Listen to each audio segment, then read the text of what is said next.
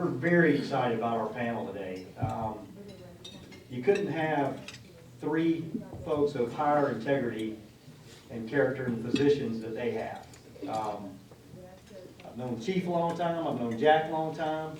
The Sheriff and I serve on a couple boards together, so I've had the opportunity to work personally with all of these folks. And as a resident of Leon County, I don't live in the city limits, Chief, but I work in the city limits. I couldn't be more excited to have the folks that we have on the law enforcement side, and then Jack on the criminal side of it. So we felt as a board, right, that wasn't supposed to be fun. That was not supposed to be. Jack knows me, we're good. My wife calls Jack's son in kindergarten at Hillcrest. And again, we have three elected officials or officials here that are appointed that we're very eager to come share with this group what they see, what's going on. And we're going to hear straight from them, and we'll have an opportunity to ask questions. I don't want to spend 20 minutes. I can spend 20 minutes on each one of them doing an introduction, but I'm not gonna. Everybody knows who they are. We're thankful for them to be here. So what we're going to do is we'll start off with about 10 minutes for each of you to share whatever you want to share, and then we've got some questions. Will, this will be the last time you hear me for a while with the microphone. So Will's going to take over and moderate, and we'll do Q&A, and then we will, I promised them we would have them back to what they do for a regular living after 1 o'clock. So gentlemen, thank you again on behalf of NEBA. Thank you for what you do, how you do it, and thank you for being here today. So Chief Revell, we'll start with you and then go right down the line. All right, well, thanks. There we go. All right, there we go. She said I had to treat this microphone like my wife, so that is what it is. So,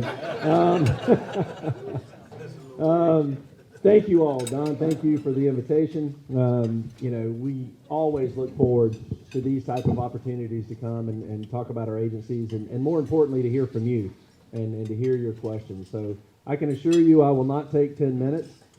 Because I want us to get to the meat of what it is that you want to know and what questions can we answer for you. But I will tell you things at the police department are going phenomenally well.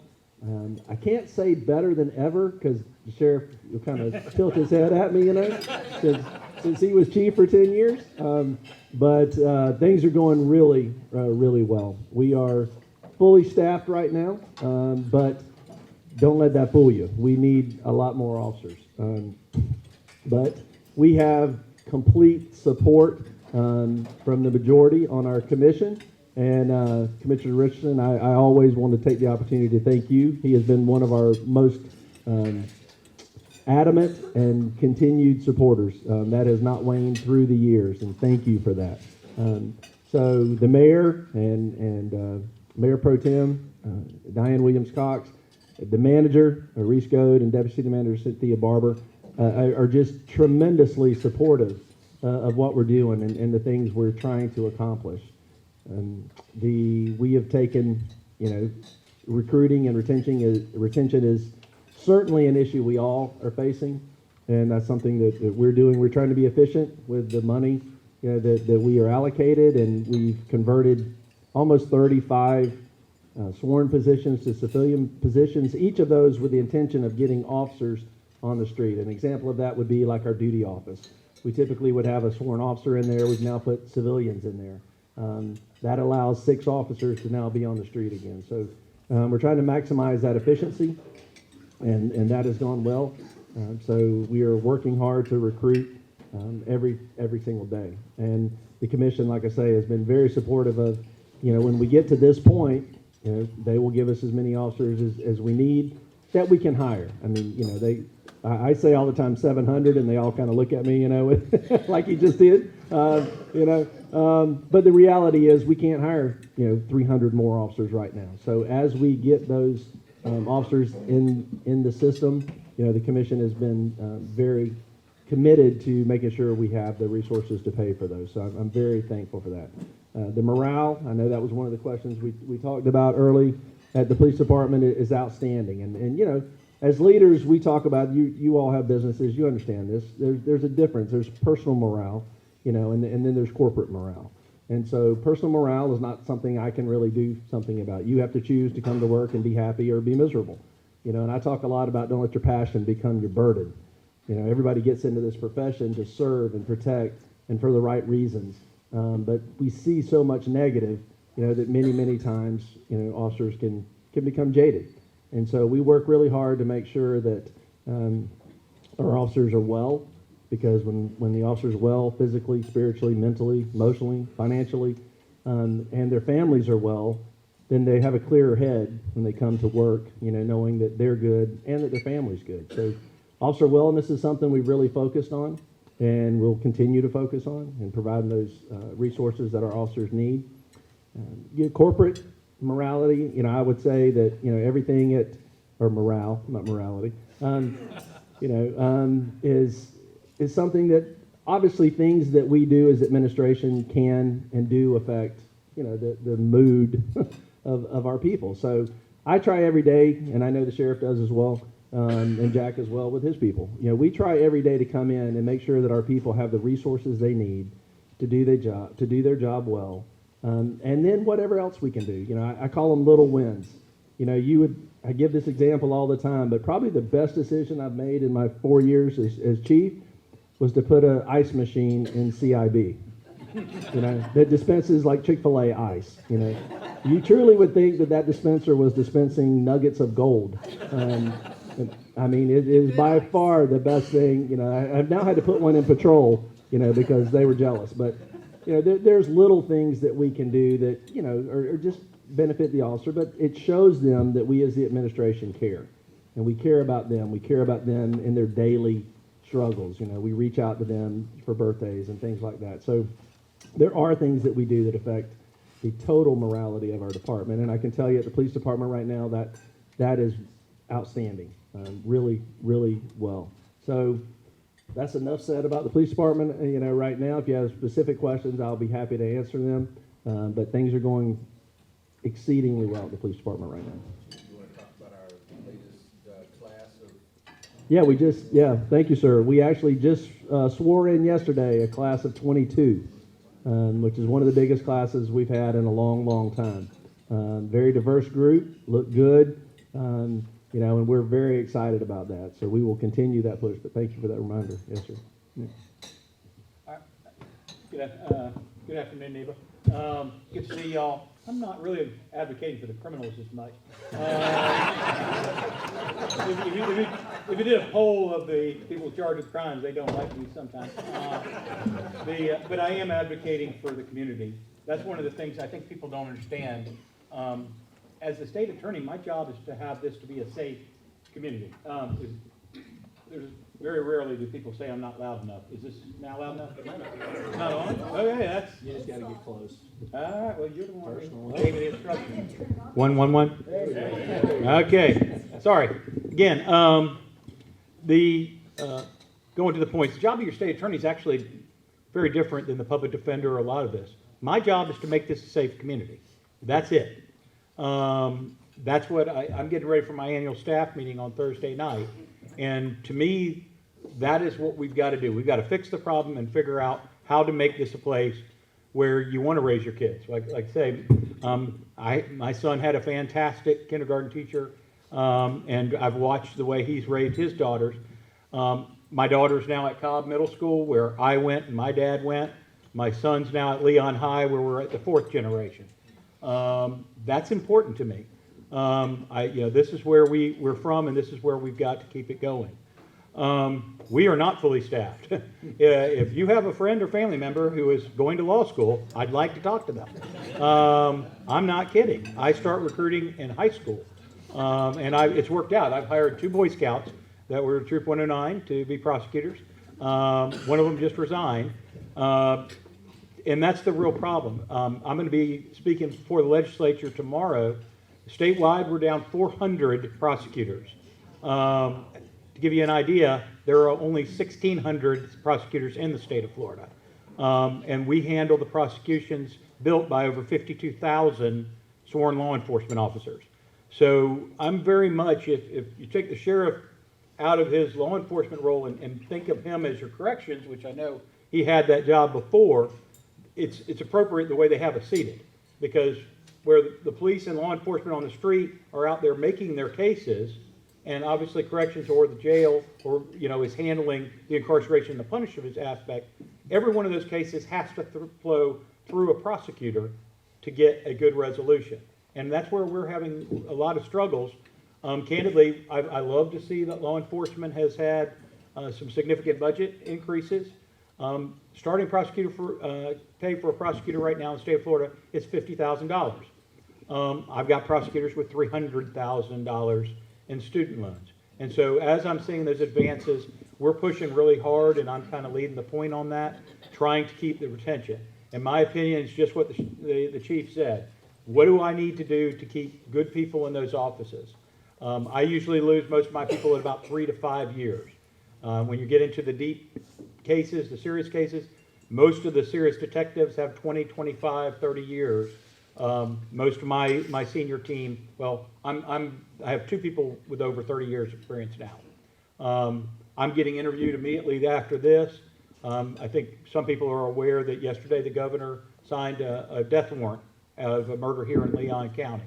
It doesn't get any more serious than death penalty work, and we need experienced prosecutors who are making those determinations. I've been coming NEBA since before y'all changed your name. I'm actually a member here, and so from the business point of view, I did want to touch on, for years I was famous for saying, you want to drop the crime, I need you to build a factory. Y'all have done it. The business community has done an outstanding job. I never thought that I would get to 100% employment, especially in Gadsden County. But whether you like it or not, True Leave and some of these people have come in, and everybody who's in the industry is just like me, looking for good people to work with them. So congratulations. In getting ready for this, the 2 things I wanted to touch on, I think that it's affecting the business community so much is our housing homeless population, which I equate very closely to the mental health substance abuse. In my opinion, I often tell people when all you have is a hammer, everything starts looking like a nail. We are not the best tool for dealing with mental health. We are not the best tool for dealing with substance abuse. We are not the best tool for dealing with homelessness. But we are the ultimate people who end up with those challenges. I know it's driving you all crazy as business owners. I understand, and I speak to you often on your frustration. I assure you it's very frustrating to us, and we can talk about the legalities of it. But the truth of the matter is that until we are actually able to get to the root problem that led to the mental health, the substance abuse, and the homelessness, moving them from wherever your business to Appleyard really hasn't moved the ball forward. The second part is where I do think we do need to work as a community, and it is the appropriate, and that's obviously our violent crime. What we're seeing, and I just came back from statewide, we have a very young population who is incredibly violent. I was talking to Rocky Hanna the other day, and he was talking to me about the gun at Leon, and I reminded him my son was 100 yards down the hallway, sitting next, not too far from Curtis Richardson's daughter. This is very real to us, and I think it's very real that as a community that we don't start having the feeling that we don't feel safe sending our kids. So the 3 men who are sitting up here, and I will double down again, I am 100% committed, and we are going to get these people who are shooting in our communities away. We must remove them from our community. My heart goes out on what led them to that point, but once you start shooting people, you need to be separated from our community. On the second hand, I also fully support trying to reroute some of these young children and reach out so that we don't see the next generation. But the truth of the matter is it takes 15 years to build a 15-year-old. And so these 15-year-olds who are shooting and bringing guns, we should have done things we could have, would have, did it 15, 20 years ago.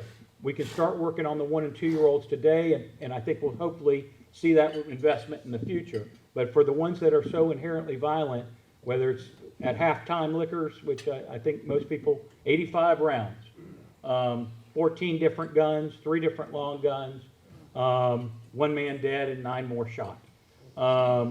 We got to stop that, and that is the appropriate use of your criminal justice system. And I am incredibly proud to work with the men and women of Leon County Sheriff's Office and Tallahassee Police Department.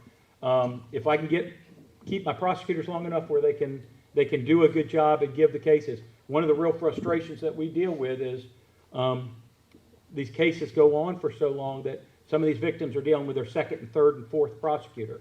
I want to start having 20-year prosecutors so that we can both be just and give mercy when that's appropriate, but when these folks want violence, we can go ahead and separate them permanently.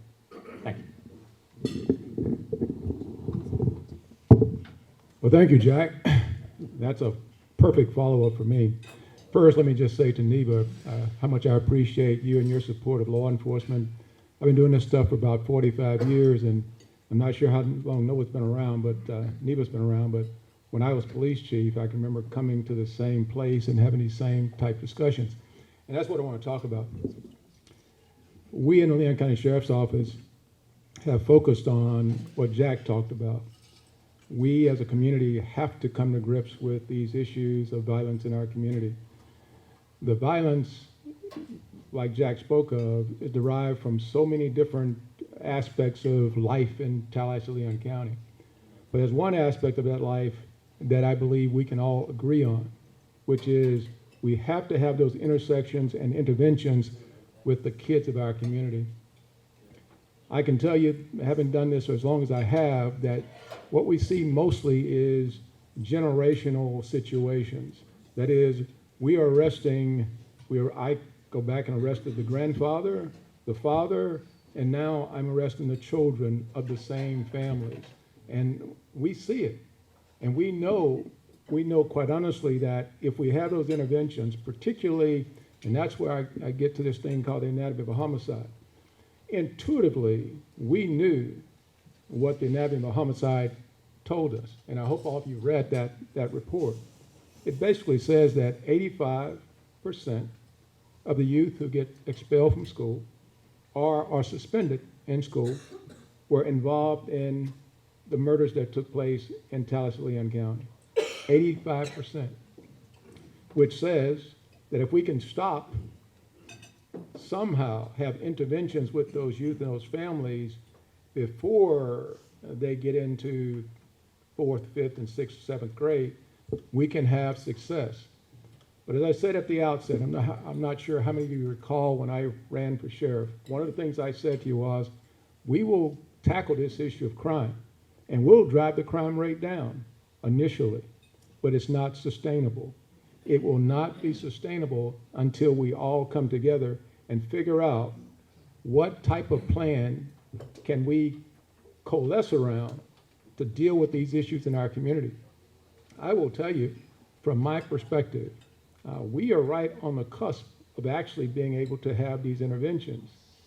But we've got to sit down and come together and realize that it takes every piece of this community.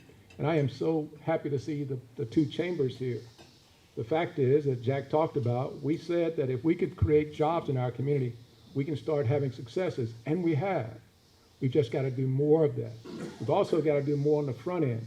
I can tell you, my perspective is that we still do not have sufficient numbers of agencies engaged in providing services to those families in our community.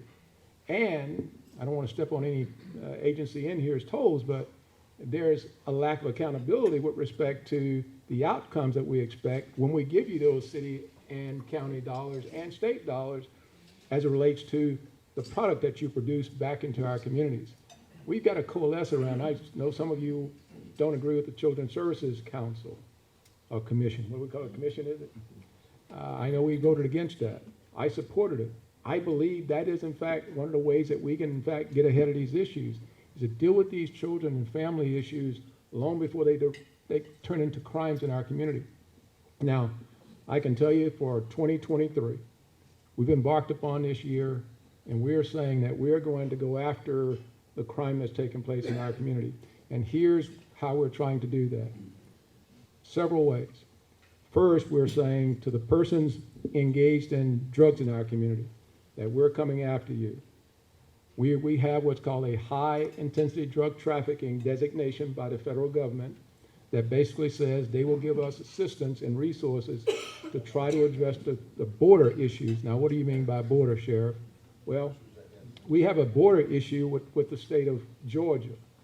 Much of the drugs and stuff that come up into Leon County comes up from Mexico, up the eastern seaboard, into Georgia through Atlanta, and then through those small counties in South Georgia. And those then come into us. Now, we put together some task forces. We're working with all of our, what we call Deputies Without Borders. That is Florida Highway Patrol, Wakulla County, Gaston County, Leon County, Tallahassee Police Department, all of us working together to try to shut that back door. But that's a daunting task.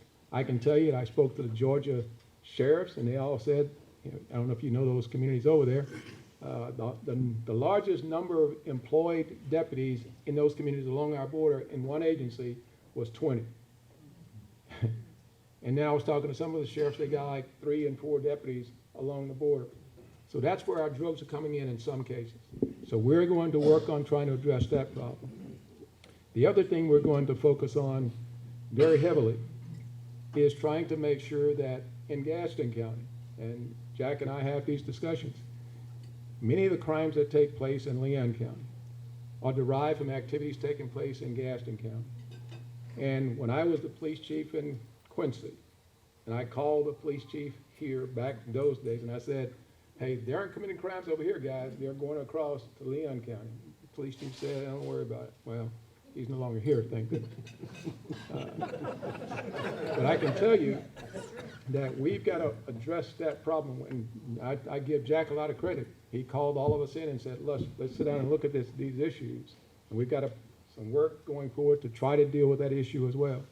And the last thing, and perhaps the most important, and perhaps the most daunting, is our ability to have those intersections and deal with those youth in our community. I make no bones about this. We're going to arrest a lot of people. We're going to get a lot of people off our streets. But what I don't want to see is those people we arrest being replaced by the next generation of youth that will just keep this snowball rolling that's been rolling for quite some time. So we're hoping that we can, through our, what we call the Council on the Status of Men and Boys, and I hope you've heard of that we're trying to work with the Department of Children and Families, with DJJ, and with our entire community, and trying to find ways in which we can have interventions with those families and with those youth before they get in the criminal justice system, and to work with Rocky and our school system in terms of how do we have interventions, better interventions, instead of expelling those kids from schools, finding other ways in which we can interact with them. To that end, we've engaged with Florida State University and with FAMU in trying to create this incubator process by which if a kid gets kicked out of school, a Leon County school, we're asking, and this is all in process, so it may fall through, but we were asking Florida A&M University if they could create that incubator for us, and they are right now agreeing that that's a possibility.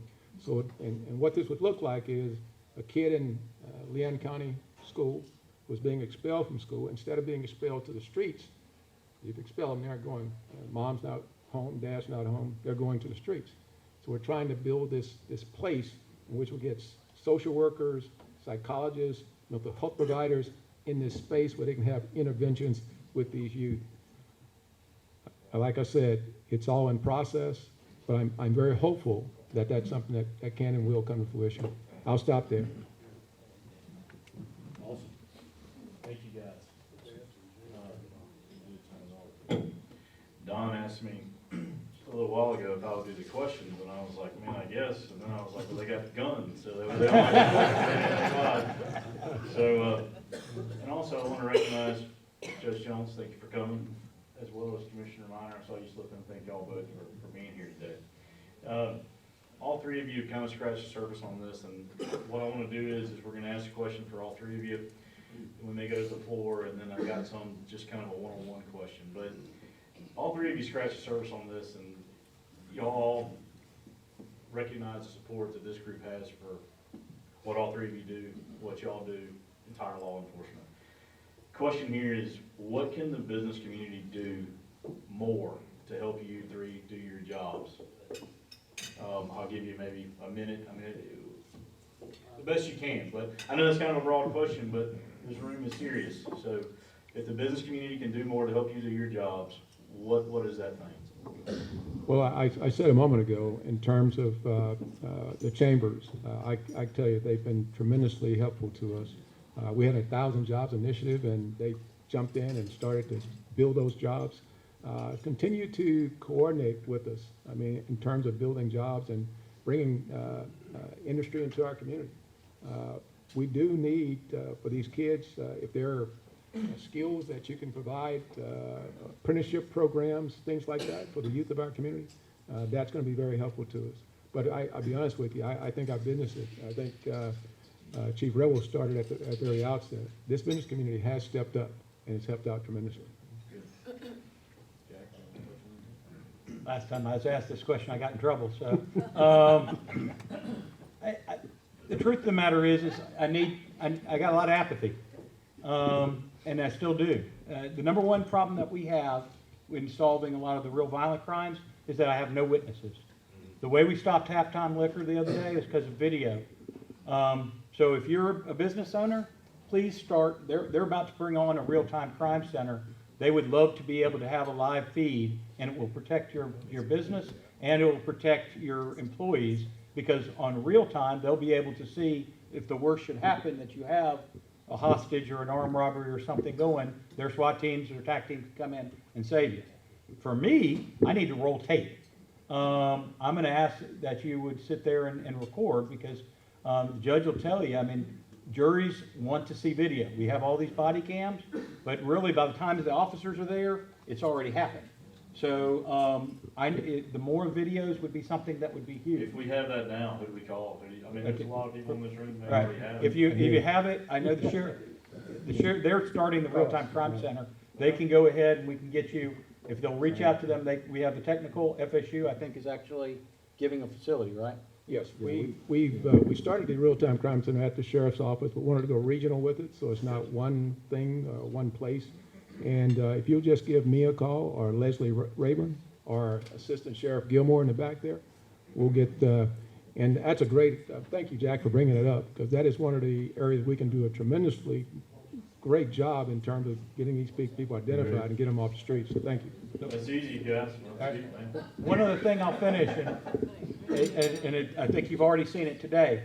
If you will, in the ballot box, support people that support law enforcement, Curtis Richardson is one of them. Diane Williams-Cox is another. I think I can walk through the dais. You'll see the ones next to us. That'd be another part. Chief? No, I don't have anything to add. Jack sold the two things that I was going to talk about. I was going to talk about the real-time. So you got in trouble again, huh? The real-time crime center is a game changer, and how we are doing and going to do law enforcement in this city. It's already making a tremendous difference and having a huge impact. So yeah, please share your cameras with us. That would be the city and the county? City and the county. Yeah, we are. It's the city, the county, FDLE, and then we partnered with FSU, and there'll be a research component to it. So they'll take what we're doing and analyze it, look for best practices on the things we're doing, and bring back feedback and share with the entire nation on things that we're doing well, things that we could do better. So that real-time crime center is going to be a game changer. And then when he started talking about that, I said, well, great, I'll talk about support those who support us. And he sold that too. So, but I echo that completely. Yeah, it is imperative. It is imperative for you as our community to support those who support law enforcement. So I have a question, if I could, about the business component. So I know that there is at least one rest facility out of business. So there's a partnership where law enforcement can go and be able to fill out a report or whatever they need to do. It also gives them a safe place to use the restroom, because they're carrying 30-pound weights, and they can't just go into a McDonald's, into a stall that has multiple stalls. So if we had more businesses. Are those needed in town? Yes, no, how, I mean. If you had just a- more business partners identified in the high crime areas that shows a partnership with the business and law enforcement, like the sign out in front of Altrua, would that help? It would help. I'm not sure how much, but it's always nice to have those facilities available to us. Altrua does it. We don't use it as much as we probably should. But I'd hate to see somebody go to that expense and then our deputies not use it. Our officers love it. They love it. There's 2 or 3 of those that I know of right now. And just that ability to get off somewhere safe, not have to sit in your car, and watching your 6 all the time, while you're trying to write a report, it does make a So if a difference. business owner Clean wants to bathrooms, look into that. that's something we're always looking for. Okay, So I could get signs for you. Awesome. Just so you know. okay, Sheriff, the 9 PM routine, social media, y'all do a good job with it and all of that, and I'm gonna send my kids to bed. The true initiative there was, let's reduce the crimes of opportunity, lock the doors. We have unfortunately seen the amount of guns that were stolen from these vehicles. And this is kind of a 2-part, 3-part question, and Jack may steal y'all's answers, but those crimes that are being committed with the guns, I mean, is that being tracked? And then furthermore, as a gun owner, you hate to know and see it, but, to me, that's careless and mishandling. Is there any type of repercussion or charge for that gun owner? And Jack, what's your thoughts on that? Jack's already shaking his head, no. I'm going last, so I don't get accused of anything. But I will tell you, it has been helpful, the fact that many of the citizens are in fact paying attention and are locking their doors. But unfortunately, there are some that continue to have their weapons in their cars, and that is in many cases how the folks out there get a hold of the weapon. So we really do need to make sure if we can keep that message going, please, please lock your cars. Now, I will tell you also that it's like the crime issues. We were ebbing downward with respect to the number of burglaries and break-ins. This past year, those numbers went back up, which meant to me that we aren't having as much success with the 9 o'clock routine. In fact, not only you're getting your cars broken into, but you're getting your cars stolen. That's a major problem for us as well, because most people are leaving keys in their cars and leaving the cars open, and people are driving away with them. So anything we can do in our community, I always talk about the fact that we're going to do as much as we can, but we also have to look at this as a partnership. Every citizen has to be engaged in trying to do everything you can to keep us as safe as we possibly can be. Great. Jack, We've been talking about this for years. Lock your vehicles and the 9 o'clock check. We are still way over 80% of the guns that are stolen in the city of Tallahassee are stolen out of unlocked vehicles. We had two days ago, both vehicles unlocked. So, the message is out there. It's simply, people in our community being concerned enough and responsible enough to take the guns inside and lock their vehicles. We have very few smash and grab type burglaries, and those typically only happen when you leave something in plain view in your car, like your purse on the seat or something like that. That's when they'll smash the window. But we have very, very few of those, and we've said for years we could reduce property crime by over 80% if people would simply lock their cars. Simply lock their cars. We could reduce property crime by over 80%. And the number of guns that we take off the street, which we know are being used. We're tracking that now. The Tallahassee Police Department is getting it's called a NEBA machine, where it tracks the casings from weapons. We'll actually have that in shop, and we'll be able to, we typically have to send that off to ATF. But now we'll be able to do that in-house, and we'll be able to compare and show, like we have in several of the recent cases, and Jack can expand on this, where those casings are used in multiple other shootings and multiple other homicides. So, we are doing the things that we can do on the end to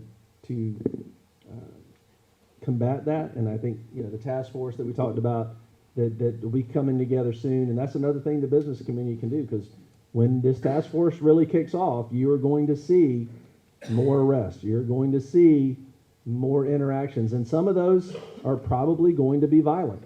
We're dealing with people that are carrying guns, and typically heavy, drugs and guns go together, and many times those confrontations are not peaceful.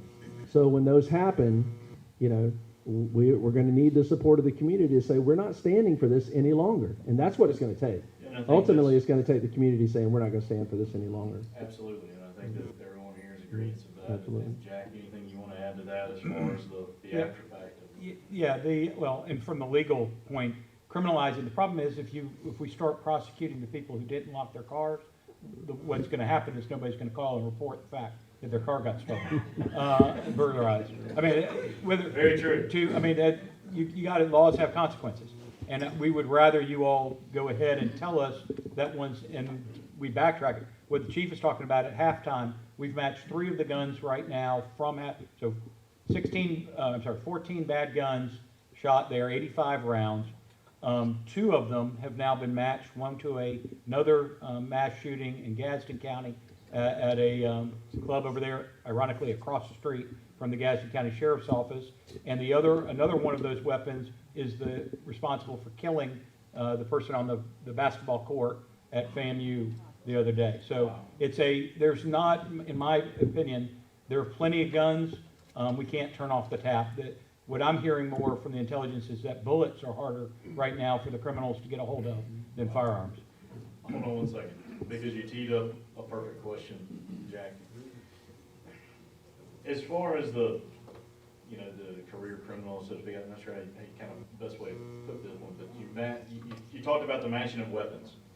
Is it the same offenders, the same people? Is that this task force job? I mean, is there a target of 20, 25 folks in our community that the sheriff's laughing, so obviously, Yep. Well, we're currently, I don't know if people caught the significance. I know I have at least one father and son currently staying with you, both charged with first-degree murder. So, I mean, that's where we are. They're really bottle rockets is the way I describe them. They don't last long. These are, when I say they're young, that's because either they get themselves shot and killed or they go and do life imprisonment. So, I mean, a violent criminal is lucky to see 25. That's what, when we talk about the backfill, that's why you're seeing them at 14, 15, 16, because if you live that lifestyle, either we're going to sentence you to life imprisonment at 18, 19, or 20, or you're going to be dead by 18, 19, because that's where we're seeing a lot of vigilantism, where they're killing each other back and forth. So that's kind of, we target them, but they don't last very long. We know who they are, and they show up pretty quick. anything, the two of you, would you like to add anything, Chief, Sheriff, for that? He covered it. He's just stealing y'all's answers. All right, we'll go to the questions from the floor. Look for the question on the floor. Thank you. Remember, Thank you, ask guys. the question and don't make comments. So, if you have a question, let's make a question. Thank you, 3. It's wonderful. I've been in this community since 1958. It used to be the dads that took care of issues, and we didn't have cell phones. So one family would call on the phone to the other dad and deal with it. Where are the dads today? And the second part of the question is, my son had his truck stolen, and it was used for crime. How much of this crime is being done but in stolen vehicles? Well, I don't have all the numbers. TPD has most of the numbers in terms of, most of the crime takes place in the city of Tallahassee. I can't talk the numbers, but I could tell you that a great deal of it is. And where are the dads? Yeah, where are the dads? We just talked about that, and unfortunately, many of the dads are incarcerated or deceased. No discipline in the house. So, yeah, everything, Chief. Okay. All right, Jeff Griggs, Sheriff, we go back 40 years, and I've always admired your teachability, your adaptability. I know these guys a little bit more, but to me, my wife is a guidance counselor at Swift Creek, 14 years in the business, 4 years at Gasvini, and so much of it does go back to the parents, but I get surprised all the time on FSU campus around the students, my fraternity, with all the new apps and everything else. Could we create, and I'll even pay for it or set it up or whatever, because they're on that tech company, a website like Tallahassee Common Sense or Tally Common Sense that parents can go to understand the new apps out there, because kids are always one step ahead of the parents with the apps, and that's a lot of what's going on. I see that throughout the universities, teaching all 3 places. Here's the tragedy. there are no parents. The kids I'm talking about, if you come to the juvenile court, we have it every day. The folks that are on my list, there's nobody standing there with them. So there is no father, there's no grandmother, there's nobody to buy them a, once again, it's a small group, but they have no one. That's why when people ask me all the time, everything, my wife has a master's degree, MBA. It's taking everything I can do to raise 2 children. These kids have nothing, and that's, to me, all the difference. According to my wife, most of them have one grandmother or grandfather not even involved too much. All right, thank you. Questions? Yes, sir. Quick follow-up question on the video center that y'all were talking about, which was very interesting. I assume the low-hanging fruit would be to get convenience stores and liquor stores to send their feed in. But say you got a widespread acceptance and 2,000-3,000 businesses are sending a video feed. How can that be monitored if you've got thousands of monitors up there and, how would that work? Yeah, Thank you. The Real-Time Crime Center will be equipped with what's called Command 1. I think it's called Command 1. But it's the technology that takes all of that video and allows us to search it for whatever it is we're looking for. If it's a red truck, then it'll go through all those thousands and thousands of videos and find every red truck in it. So that technology is very expensive, but the city and the county and all have come together and put that together. We have that in place now. But yeah, we, and again, I can't tout the support that we have from the commission enough, because they have made sure that they opened up for us the traffic cameras. And that is something we haven't had, we've been asking for years, and they made it happen. And that's a game changer as well. All of those feeds, hundreds of cameras, are going into that database every day. Yeah. Great. I understand, but go ahead. I don't really need this thing. I'm so loud. But you're talking about guns and weapons and knives and things like that. Well, to me, cars are the biggest killer that we have in this country and in this state and in this city. Every day when I'm in town, leaving at 4:30, 5 o'clock, there's already 5 or 6 car wrecks being announced on the radio. I've had friends killed on Highway 20 out where I live. And I see officers on the side of the road, but I don't see them going up and down the road, because that's where you see the people texting and driving, and I think they're our greatest threat to our safety in this town and county. And I think, Jack, that we really need to increase the penalty for getting caught texting and driving. I see people literally driving down the interstate. Yeah, I see people driving down the interstate at 80 or 75 miles an hour or whatever, passing me, and they're texting and driving. And I want to know what's going to be done about that through the legislature, or that y'all can do individually. So I guess our question was... Well, let me ask the question in the only way I can, which is I said to our staff, Assistant Sheriff Gilmore, I was on Capitol Circle in my personal car, and I had 2 cars pull up on either side of me and took off racing. And I called my folks and said, we got to do something about this. This is not acceptable in Leon County. It's turned into a racetrack out on Capitol Circle. So we're going to jump on that. We're putting together, I've asked her to put together a little task force. Chief, you'll be asking your guys to assist us with that. But we got to do something. Because you're right, somebody's going to get killed out there, and some already have. But there's a limit. Now, we can't be everywhere all the time with everything going on. But we're going to jump on that issue. Chief, Jack, anything you want to add to Texting and driving is not is a civil infraction. It's not. So, but right now I can tell you I have a friend who was killed down in Wakulla County, and we're prosecuting.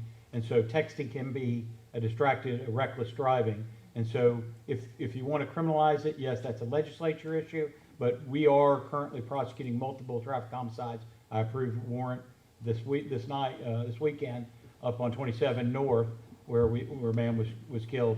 So we're getting after it, but when it gets to traffic things, that's going to be a legislative decision. Yeah, the only thing I would add is just, the reality you see an officer sitting on the side of the road. In the city of Tallahassee, our officers are responding to calls at such a rate that they spend 85% of their time going call to call to call. So when you see them sitting on the side of the road, they're trying to catch up on the reports from all of those cases that they've been to. And we don't have the time to ride up and down the road. We don't have the time to get out and walk in the neighborhoods. And that's one of the things where staffing is such an issue and why it's such a priority for us. Because if we can lower that amount of time that they're spending going call to call to call, then they'll have more time to be in your neighborhoods and riding up and down the street. So, I just want to say that most of the time, if you see our officers sitting on the side of the road, they're probably writing a report. Thank you. All right, go ahead. Thanks, guys. Great to see you all here. I think the big elephant in the room in this country is mass shootings. And my question is, can we prepare, are we prepared in this community for a tragedy like that? You can never, the prevention of those, we do everything we can with risk protection orders and things like that when we identify someone who may be a potential threat. But the reality is we're going to be responsive 99% of the times. And I can tell you in this community, we train our officers to be ready to respond to that. Our officers, I can say with all confidence, you will not have a Uvalde here. Our officers will go in, they will stop the threat, and they will do that immediately. That we are prepared. We train for it. We just did a joint operation, which I called a lot of flack over the follow-up for that. But, and I stood before our commission and before you all, and I said, I make no apologies for the training our officers get. They have to be the best trained in the world because you expect us to train. You expect us to respond that way. And we will train that way, and we will respond that way. So, yes, this community, our agencies are very prepared. God forbid it ever happens. Sure. Only thing I'll add to that is we're super prepared, but with the proliferation of weapons in our nation, there's just not no way we can stop. We can respond to it and engage and take the person out that's taking lives, but there's no way we can get ahead of that. I'll add one more comment on that. The thing we've learned a lot of these mass shootings is people knew. People had ideas and they didn't call. So I go back to what I say all the time to our community. You have to say something. When you see something, say something, right? If you see a post that looks like it's not right, let us check it out, right? Let us be the ones to say there's nothing to that or not. But almost every single one that's happened, there have been social media posts and things that would give indication that they should have been on our radar. Okay, thank you. We're going to try to get through one or two more, y'all. Hey, Jack. You mentioned that And it's there's a a small group of vendors usually that we're talking about. Sure. And, seems like we know who most of these offenders are. Do they have warrants in avoiding arrest, or are we having to wait until another crime's committed to take them off the streets? What's the biggest issue that we're not able to get that small group of people off the streets?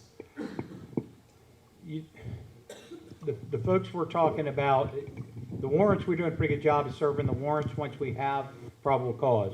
We have intelligence. For instance, social media was brought up earlier.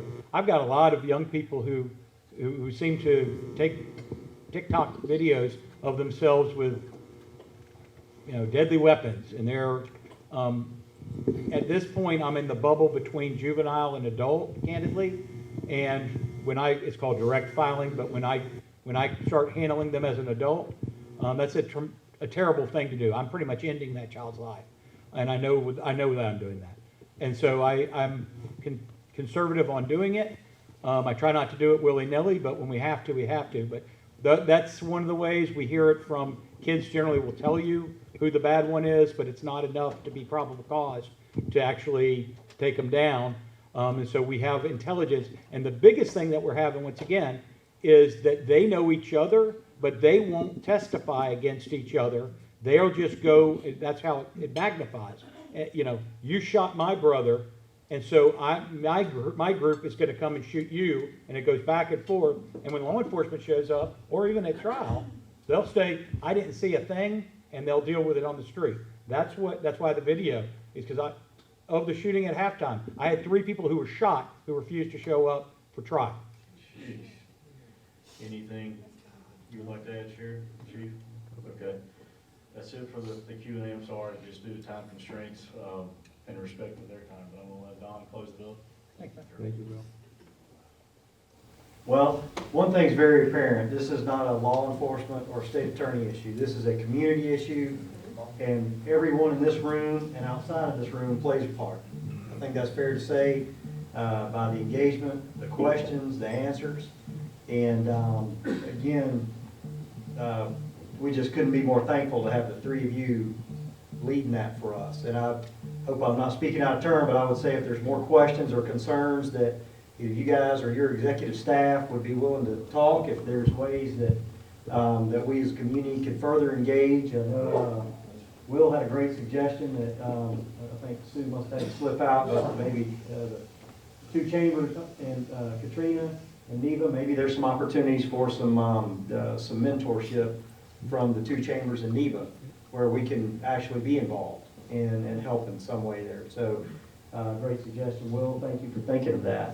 Again, we're not just a lunch meeting club. We want to make Tallahassee better, and we want to support you guys in what you're doing, what your staff is doing. So thank you. Let's give a quick hand to our panel.